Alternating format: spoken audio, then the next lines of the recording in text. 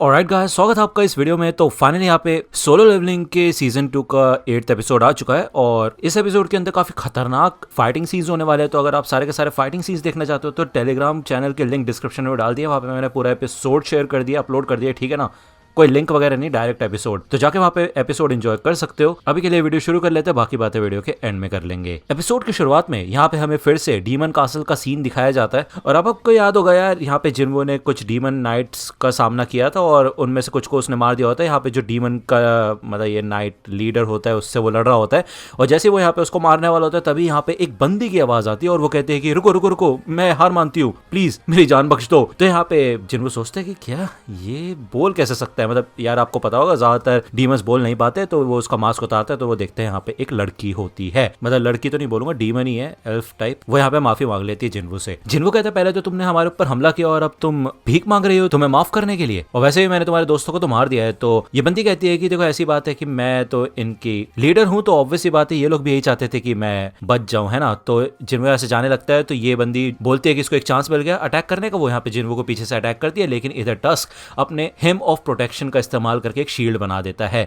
जिसके बाद यहाँ पे ये बंदी फिर से माफी मांगने लग जाती है और कहती है प्लीज मेरे को मारना मत, मेरे को जिंदा छोड़ दो। तो जिन्वो यहाँ पे उससे पूछता है कि अगले फ्लोर पे जाने के परमिट के बारे में तुम्हें कुछ पता है। तो यार ये बंदी बताती है कि इसकी फैमिली के पास है, तो प्लीज मुझे मारना मत और मेरी फैमिली को भी कुछ मत कहना, ठीक है ना। वो बता देती है कि उसको इस फ्लोर के साथ साथ बाकी दूसरे फ्लोर्स के भी परमिट्स के बारे में पता है, ठीक है ना। तो जिन्वो यहाँ पे उसके बहुत नजदीक आ जाता है और वो बोलता है कि बस एक ही क्वेश्चन यहाँ पे बचा है कि क्या मैं तुम्हारे पर भरोसा कर सकता हूँ।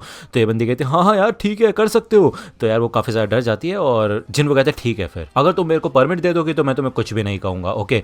दूसरा यहाँ पे हमें दिखाया जाता है इस आइलैंड का सीन और इस आंट ने यहाँ पे आतंक मचा दिया होता है भाई। इस अकेली आंट ने काफी लोगों को खा गई होती है और ये यहाँ से खा के पी के उड़ जाती है। दूसरा यहाँ पे हमें फिर से जिन्वो का सीन दिखाया जाता है। वो इससे पूछता है कि तुम हो कौन, तो वो अपना इंट्रोडक्शन देती है कि इसका नाम एसेल है और वो राडेरो फैमिली से बिलोंग करती है। जिन्वो इससे पूछता है कि क्या तुम्हारे दिमाग में कोई वॉइस तुम्हें सुनाई देती है इंसानों को मारने के लिए। तो एसेल कहती है कि क्या वॉइस नहीं, लेकिन हमें एक अजीब चीज सुनाई देती है जो कि कहती है कि हमें इस जगह को प्रोटेक्ट करना है। जिन्वो पूछते हैं ये आवाजें तुम्हें कब से सुनाई दे रही है। तो एसेल बताती है कि जब से वो यहाँ पे आई है। तो जिन्वो कहता है क्या मतलब है यहाँ पे आई है, इससे पहले कहाँ पे थी। तो एसेल बताती है कि इससे पहले वो डीमन रेल्म में थी। जिन्वो उससे पूछता है कि वहां पे तुम क्या कर रही थी। तभी इधर हमें दिखाया जाता है कि एसेल की बॉडी के ऊपर टेक ओवर कर लिया जाता है और भाई ऐसा लगता है कि उसको कोई और कंट्रोल कर रहा है। वो ये कहते हैं कि हम लोग वहां पे वॉर की प्रिपरेशन कर रहे थे। जिन्वो पूछता है किसके साथ वॉर। तो एसेल बताती है कि एक ऐसा दुश्मन जिससे लड़ने के लिए पूरे के पूरे डीमन दुनिया को एक साथ इकट्ठा होना पड़ेगा। यहाँ पे जिन्वो जब उससे इन्फॉर्मेशन निकालने की कोशिश करता है तो वो और कुछ भी नहीं बता पाती और वो पूरी तरह से एग्जॉस्ट हो जाती है और बेहोश हो जाती है। तो जिन्वो को समझ आ जाता है कि भाई सिस्टम उसे रोक रहा है कोई भी इन्फॉर्मेशन बताने से और वो इससे ज़्यादा कुछ बता भी नहीं सकती है। दूसरा यहाँ पे हमें दिखाया जाता है हेडक्वार्टर्स का सीन। इधर फाइल्स प्रेजेंट की जाती है हमें और बताया जाता है कि इस फ्लाइंग आर्ट ने काफ़ी सारे लोगों को मार दिया, मतलब 294 सिविलियंस को खा गया है, ठीक है। इसके अलावा 108 हंटर्स को डिप्लॉय किया गया था, उनमें से 4 ई रैंक के हंटर, एक सी रैंक का और एक बी रैंक का हंटर मारा जा चुका है। थोड़े समय बाद वहां पे ए रैंक का हंटर आया था जिसने इस आंट को पूरी तरह से खत्म कर दिया। इसका मतलब यह है कि भाई एक आंट का सामना करने के लिए एक ए रैंक का हंटर तो अपने को चाहिए ही, ठीक है। गोगुन यही बताता है कि जो हमारा आइलैंड है वो 120 किलोमीटर दूर है जेजू आइलैंड से, ठीक है ना। तो यार अगर ये सारी के सारे आंट उड़ना सीख गए तो हमारे सदर्न टिप के ऊपर ये सबसे पहले अटैक करेंगे, वहां पे आना शुरू हो जाएंगे, ठीक है। तो हमें जापान को जल्दी से जल्दी कांटेक्ट करना होगा क्योंकि ऑब्वियसली बात है सेम थ्रेट उनके ऊपर भी है और वो हमारी नेबरिंग कंट्री है, तो उनका साथ लेना होगा हमें। और हंटर एसोसिएशन के चेयरमैन होने के नाते मैं यहाँ पे घोषणा करता हूँ चौथे रेड ऑपरेशन की जेजो आइलैंड पे। दूसरा यहाँ पे हमें फिर से डीमन कासल का सीन दिखाया जाता है। अब ये ऑलमोस्ट इधर राडेरो फैमिली कासल के पास पहुंच चुके होते हैं, मतलब एसेल के कासल के पास, और उसको यहाँ पे टस्क ने उठा रखा होता है। जैसे जिन्वो यहाँ पे अंदर आता है तो जो एसेल के डैड होते हैं वो काफी ज्यादा डर जाते हैं, मतलब राजा। वो बोलता है कि ये तुम किसे लेके आ गई एसेल, तुम अंधी हो क्या, तुम्हें दिखाई नहीं दे रहा कि इसके पास कितने सारे सोल्जर्स है इसकी शैडो के अंदर। तो जिन्वो कहता है यार मान गया इस बंदे को, इसने पहचान कैसे लिया। तो यहाँ पे सारे के सारे ये जो सोल्जर्स होते हैं ये जिन्वो के ऊपर अपनी तलवारें ले आते हैं और किंग यही कहता है कि तुम्हें क्या लगता है कि तुम यहाँ पे एसेल को बंदी बना के आ सकते हो और हमारे कासल के ऊपर कब्जा कर सकते हो। तो यार जिन्वो यहाँ पे क्लैरिफाई करता है कि ऐसी बात नहीं है, वो यहाँ पे डील करके आया है एसेल के साथ कि वो किसी को कुछ भी नुकसान नहीं पहुंचाएगा अगर तुम लोग मुझे एंट्री परमिट दे दोगे। तो को, ठीक है। तो यार किंग को ये बात पता होती है कि जिन्वू ने वल्कन और मेटस को हरा दिया था आसानी से, तो ऑब्वियसली बात है इनका तो कोई चांस बनता ही नहीं है जिन्वू के सामने। तो ये लोग शांति से यहाँ पे ये 81st फ्लोर का एंट्री परमिट जिन्वू को दे देते हैं और राजा यही कहता है कि ठीक है फिर निकलो यहाँ से, तुम्हारा काम हो गया ना। तो जिन्वू जाने से पहले ये कहता है कि एक और चीज़ मैं इसको लेना चाहता हूँ। तो यार वो यहाँ पे पकड़ लेता है एसिल को, जिसे देख के राजा को काफी ज्यादा गुस्सा आता है कि वो उसकी बेटी को कैसे पकड़ सकता है। लेकिन जिन वो अपना हाथ हटा लेता है तो कहता है ओह ऐसी कोई बात नहीं है, मेरा मतलब ये है कि मैं उसको अपने साथ ले जाना चाहता हूँ, क्योंकि उसे सारे के सारे फ्लोर परमिट्स के बारे में पता है। तो राजा कहता है कि तुम उसकी सेफ्टी की गारंटी देते हो। तो जिन्वू कहता है हाँ ऑफ कोर्स। दूसरा यहाँ पे हमें वो वाली आंट का सीन दिखाया जाता है, उसका डायसेक्शन हो रहा होता है, मतलब उसका जो भी रिसर्च वगैरह करने के लिए यार काटी पीटी हो रही होती है, ठीक है ना। और इधर ये गिल्ड मास्टर खड़ा होकर देख रहा होता है। दूसरा यहाँ पे हमें डीमन कासल का सीन दिखाया जाता है। इधर जिन्वू ने ज्यादातर फ्लोर्स को ओवरकम कर लिया होता है, वो 89th फ्लोर पे आ चुका होता है। इग्रिस और टैंक भी अच्छी तरीके से रैंक अप हो चुके होते हैं। ये दोनों यहाँ पे अब एक एस रैंक के और ए रैंक के हंटर के मुकाबले हो चुके हैं। दूसरा यहाँ पे एसल कुछ गिफ्ट्स वगैरह देख रही होती है, क्योंकि ऑब्वियसली बात है 90 फ्लोर पे जाने का जो खतरा होगा ना वो काफी ज्यादा बढ़ जाएगा और वहां पे एंट्री परमिट पाने के लिए इनको कुछ शराब वराब देनी पड़ेगी उन लोगों को, मतलब सौदा करना पड़ेगा उन लोगों के साथ। तो जिन्वू कहते हैं देखो उसकी कोई जरूरत नहीं है, क्योंकि ऑब्वियसली बात है तुम खुद बताओ, अगर मैं तुम लोगों से कमजोर होता तो तुम इतनी आसानी से मेरे साथ डील कर लेते या फिर मेरे को एंट्री परमिट देते। जिन्वू के कहने का मतलब ये है कि लड़के ही वो सबके सब कासल से उनके एंट्री परमिट छीन लेगा और इस जगह के ऊपर राज कराएगा राडीसू फैमिली का। तो एसल कहता है कि वो तो राडीरू फैमिली है, लेकिन आप इतना कुछ क्यों कर रहे हैं, आपने मेरी फैमिली को क्यों छोड़ा, उनको बख्श क्यों दिया आपने, उनको मारा क्यों नहीं। तो जिन्वू कहता है क्योंकि मैं तुम्हें पसंद करने लगा हूँ। तो यार एसल यहाँ पे काफी ज्यादा शर्माने लग जाती है। जिन्वू मन में कहता है कि वैसे देखा जाए तो एसल और जिन्हो ये दोनों के दोनों दिमाग से थोड़ा लूज है और ऐसे लोगों के साथ मेरी बनती भी है। यहाँ पे जिन्वू एसल को वापस जाने के लिए कहते हैं, क्योंकि ऑब्वियसली बात है आगे वाले फ्लोर्स पे खतरा बढ़ने वाला है। लेकिन एसल यहाँ पे काफी परेशान हो जाती है। वो कहती है आपको क्या लगता है मैं एकदम नाकारा हूँ, बेकार हूँ, मैं आपको और भी ज्यादा अकम्प्लिश करते हुए देखना चाहती हूँ, इसलिए मैं आपके साथ चलना चाहती हूँ। तो जिन्वू मान जाता है। जैसे 90th फ्लोर पे आते हैं ये लोग, तो यार जो नंबर होता है बीस्ट का वो भी बढ़ जाता है और इनका लेवल भी काफी ज्यादा बढ़ जाता है। जिन्वू आसानी से इन सब का सामना करता है। दूसरा यहाँ पे हमें चॉय जोंग इन का सीन दिखाया जाता है और चाहे भी इधर शामिल होती है। चाहे को सारी इन्फॉर्मेशन बता देते हैं चॉय जोंग इन उस जेजो आइलैंड रेड के बारे में कि सारे के सारे एस रैंक के हंटर्स को जाना होगा जेजो आइलैंड रेड पे। चाहे कहते इसका तो ये है कि संग जिन्वू भी जाएगा। तो चॉय जोंग इन कहता है हाँ देखो हमें बस ये है कि वहां पे जाके सारी की सारी आंट्स को मारना है और कुछ नहीं। और वैसे भी आज कुछ बड़े बड़े हंटर्स गिल्ड के साथ हमारी मीटिंग होने वाली है, ठीक है। हमें दिखाया जाता है कि जिन्वू फाइनली इधर 100th फ्लोर पे पहुंच चुका होता है और जैसे वो इधर आते हैं काफी बड़ा ड्रैगन इधर आता है और उस ड्रैगन के ऊपर सवार होता है बैरन डीमन मोनार्च। अब भाई ये मोनार्च है, इसके लिए मैं एक अलग से रिव्यू वीडियो बना दूंगा, ये एक्सप्लेनेशन वीडियो, इसलिए ज्यादा एक्सप्लेन एपिसोड पे रखते हैं ना कि कैरेक्टर्स पे। जिन्वू इसको देख के समझ जाता है कि इसका ऑरा इतना खतरनाक है कि भाई ये एसल को भी महसूस हो पा रहा होता है। अब उसको खुद डाउट होने लग जाता है कि क्या वो उसको हरा सकता है या फिर नहीं।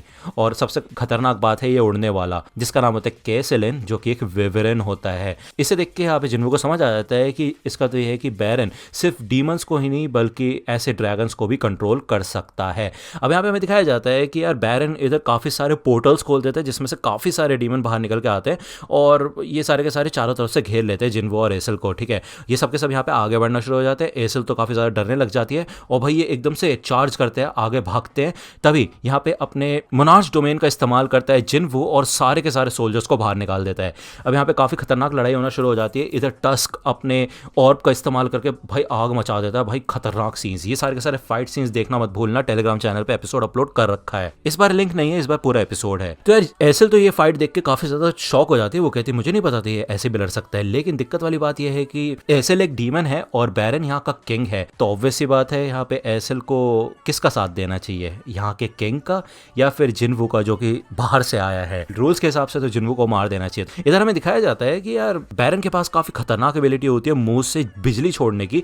वो इधर आसमान में बिजली छोड़ते हैं और एक बादल बना देता है बिजली का, जिससे कि सारे के सारे जो ये शैडो सोल्जर्स होते हैं ना उनकी वाट लग जाती है। इनमें से एक बिजली इधर एसल की तरफ बढ़ रही होती है, लेकिन अपने केप से इधर जिन्वू उसे भी बचा लेता है और उसको समझ आ जाता है कि ये कोई आम लाइटनिंग नहीं है, इससे काफी बड़ा डैमेज मिला है उसको और अगर ये दोबारा हुआ तो उसके माना लेवल्स खत्म हो सकते हैं। तो सबसे पहले इसको निपटाना पड़ेगा उसे। जिन्वू यहाँ पे अपने स्टेल्थ मोड का इस्तेमाल करके आगे बढ़ता है और वो यही सोचता है कि वो इस विवरन के मतलब इस ड्रैगन के पंखों को काट देगा। लेकिन भाई बैरन उसके इस अटैक को रीड कर लेता है, मतलब भाई गायब हुआ होता है जिन्वू, उसके बाद भी उसे देख लेता है इजीली।